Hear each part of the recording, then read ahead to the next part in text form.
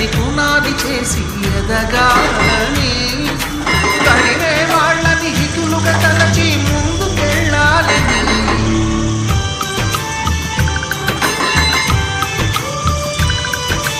కన్నుల నీటిని కలల సాగుకై వాడుకోవాలని, కాచే నిప్పుని ప్రమిదగా మలచి కాంతి పంచాలని.